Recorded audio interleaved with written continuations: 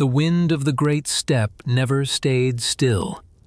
It moved like a living thing, whispering across the endless grasslands, carrying dust, cold, and stories. In this harsh land, where winters could freeze a man in hours and summers could burn the earth dry, a boy was born who would one day change the world. His name was Temujin, but at the beginning, he was just a hungry child. Temujin was born into a small Mongol clan. His father was a respected leader, a man who knew how to survive in a land where only the strong lived long. From an early age, Temujin learned simple but important lessons: how to ride a horse, how to use a bow, and how to watch people carefully. Life was not easy, but it was stable. That changed when Temujin was still a boy. One day, his father was poisoned by enemies.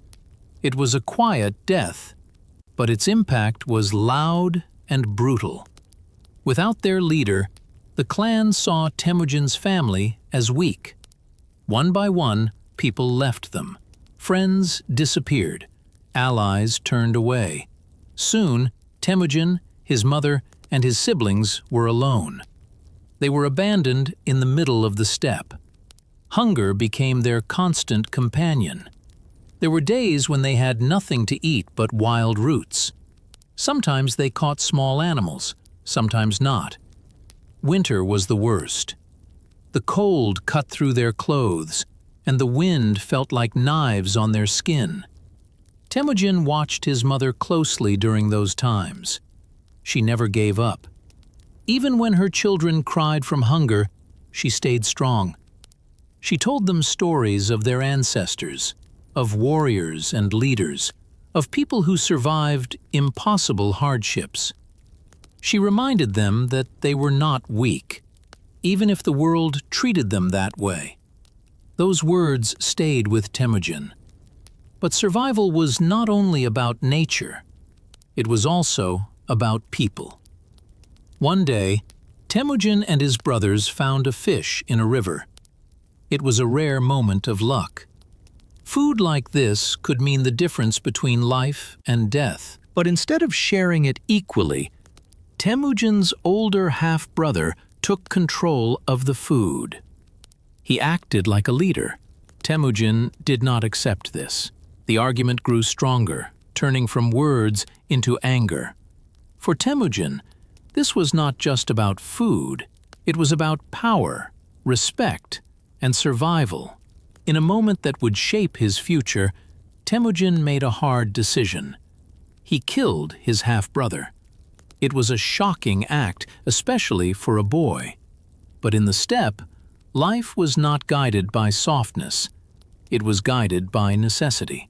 After that day, something changed in Temujin. He understood that the world was not fair. Strength mattered. Decisions had consequences. And sometimes, survival required actions that could not be undone. But he also learned something else. Leadership was not just about taking. It was about loyalty. Years passed, and Temujin grew stronger. He became a skilled rider and an excellent archer. He could shoot arrows while riding at full speed, a skill that made him dangerous even as a young man. But his greatest strength was not physical. It was his mind. Temujin paid attention to people. He noticed who was loyal and who was not. He remembered kindness, and he never forgot betrayal. This would become one of his most powerful tools. When Temujin was still young, he was captured by a rival tribe.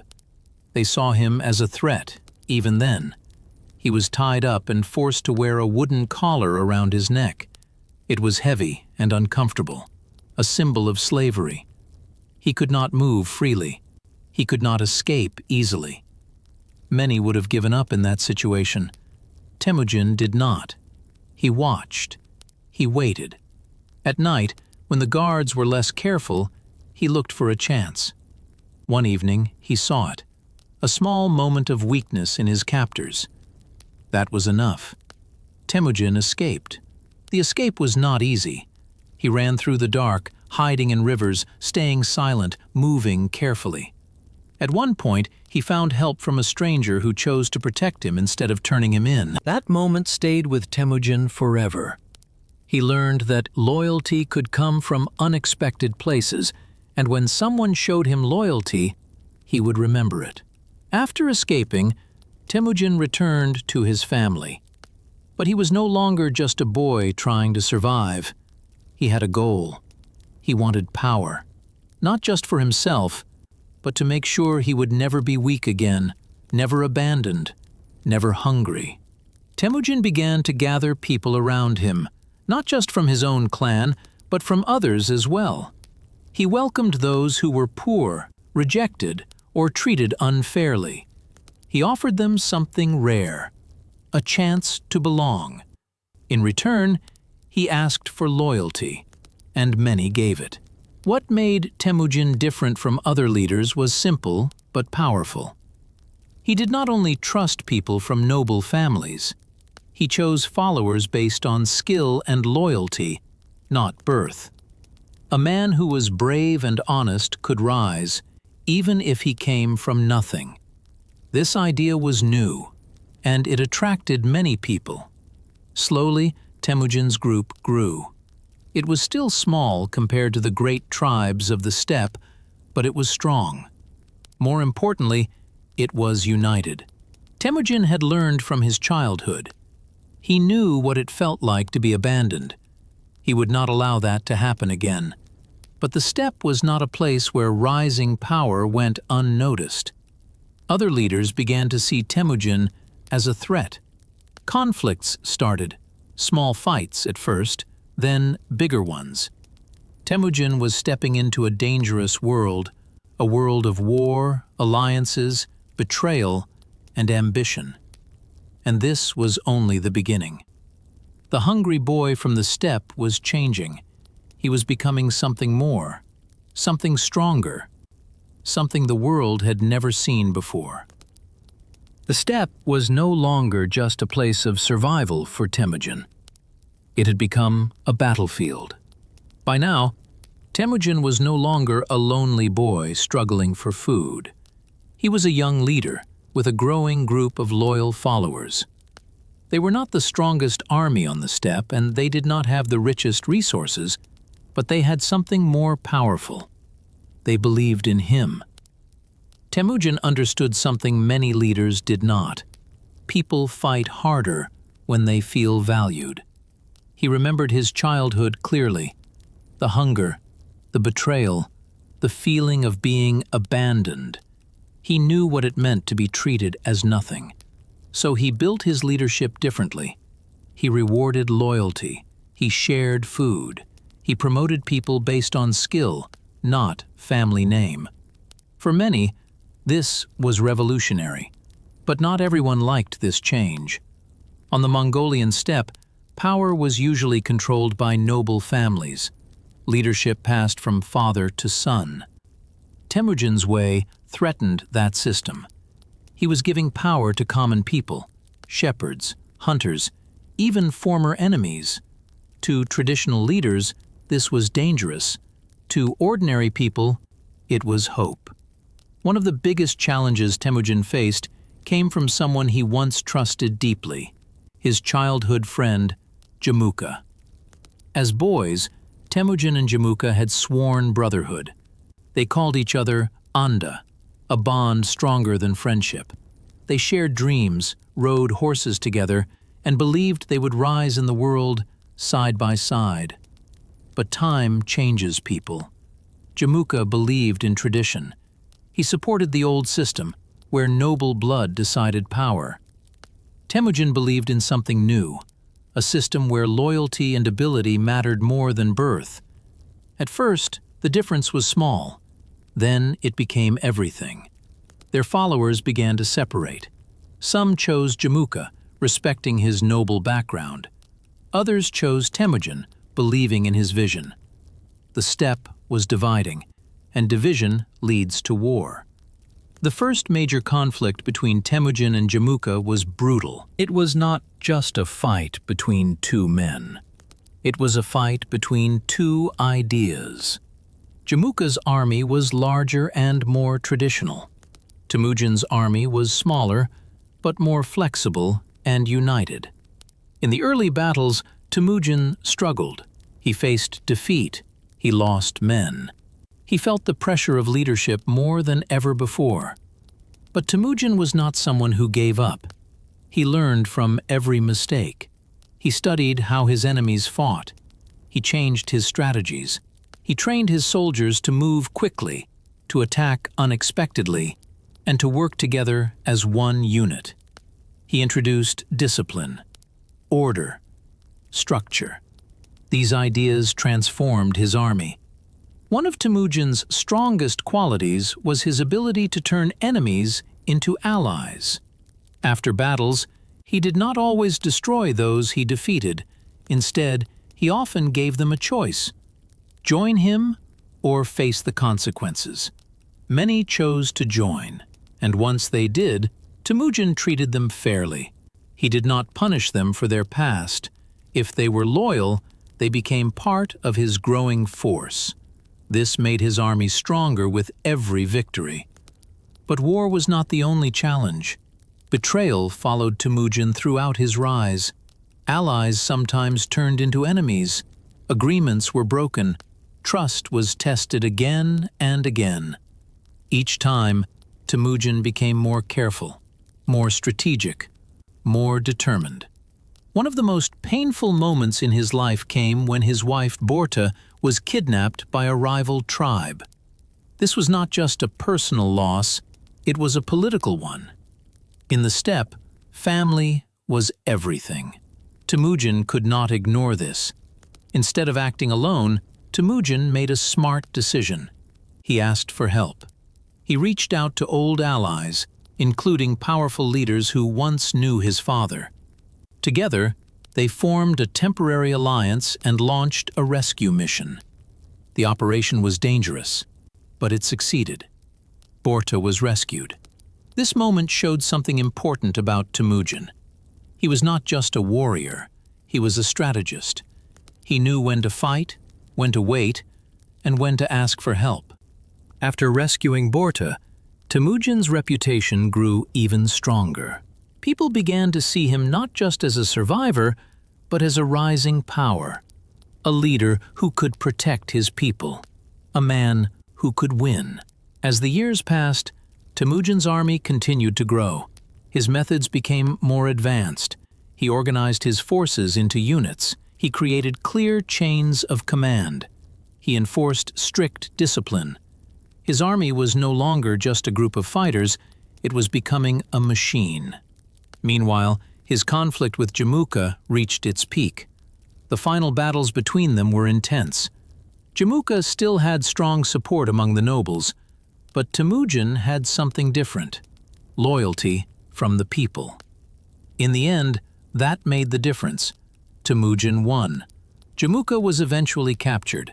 Their long journey, from brothers to enemies, ended in a quiet but powerful moment.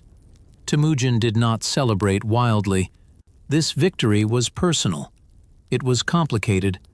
Some stories say that Jamuka asked for a noble death, and Temujin respected that wish. If true, it shows that even after everything, there was still a sense of honor between them.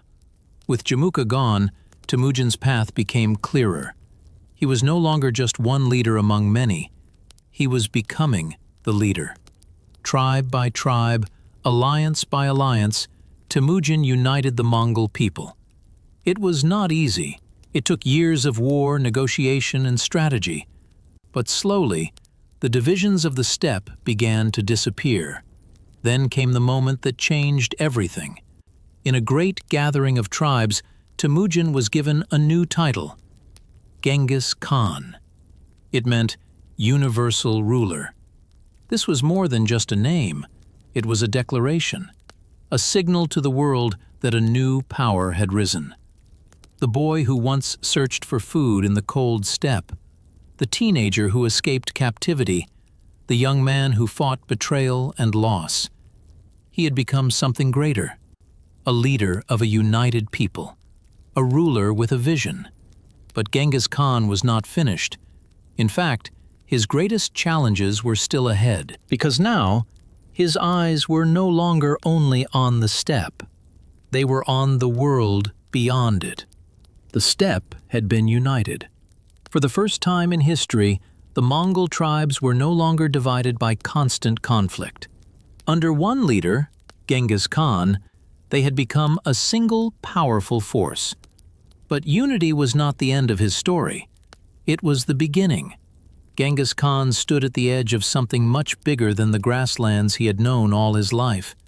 Beyond the steppe were great cities, rich kingdoms, powerful empires. And to Genghis Khan, they were not untouchable. They were opportunities.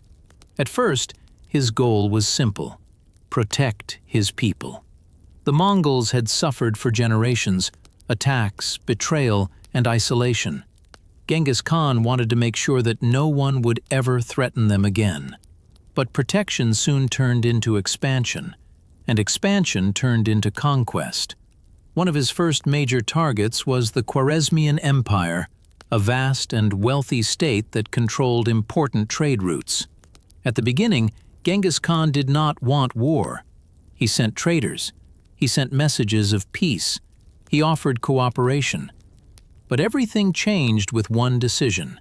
The ruler of Khwarezm mistrusted the Mongols. When a group of Mongol merchants arrived, they were accused of spying. Instead of welcoming them, the governor ordered them killed. It was a fatal mistake. When Genghis Khan heard the news, he was not just angry, he was determined. For him, this was not only about revenge.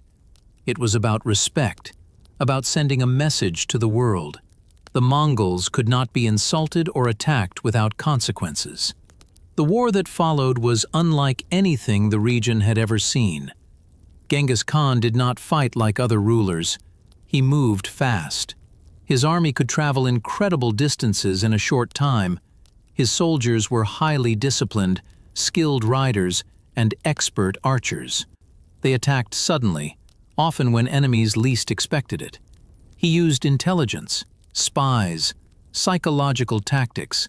Sometimes he would spread fear before even arriving, causing cities to surrender without a fight. City after city fell. Some resisted and were destroyed. Others surrendered and were spared. Genghis Khan gave people a clear choice, and he always kept his word. This made his reputation even stronger. But his success was not just about fear. It was about organization. Genghis Khan created laws, known as the Yasa, to control his growing empire.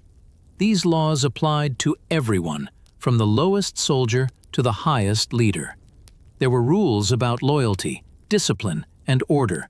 Stealing was punished, lying was punished, disobedience was punished, but fairness was also rewarded. He also supported trade. Unlike many conquerors, Genghis Khan understood the value of connection. He protected merchants, encouraged communication, and made travel safer across his lands. The Silk Road became more active under his rule. Ideas, goods, and cultures began to move more freely. His empire grew rapidly. From China in the east to parts of Europe in the west, the Mongol Empire expanded into the largest connected land empire in history. It was something no one had ever seen before. But power came with a cost. War left destruction behind. Many cities were ruined. Many lives were lost. To some, Genghis Khan was a hero. To others, he was a destroyer. The truth was complex. He was both. As he grew older, Genghis Khan did not slow down. He continued to lead campaigns, make decisions, and shape the future of his empire. But time, like the wind of the steppe, never stops. In 1227, during a military campaign, Genghis Khan died. The exact cause of his death remains a mystery. Some say illness, some say injury, but no one knows for sure. Even in death, Genghis Khan remained a powerful figure. His burial was kept secret. His grave has never been clearly found. It is one of history's greatest mysteries. After his death, his empire did not disappear. It continued to grow under his sons and grandsons. Leaders like Kublai Khan expanded Mongol rule even further, connecting more parts of the world. But everything started with one boy. A boy who knew hunger. A boy who faced betrayal. A boy who refused to give up. Genghis Khan's story is not just about conquest. It is about resilience, about leadership, about vision. He changed the world, not because he was born powerful, but because he became powerful. From the empty steppe to the center of history, his journey remains one of the most incredible transformations ever known. And even today, centuries later, his name is still remembered. Sometimes with fear, sometimes with respect, but never forgotten.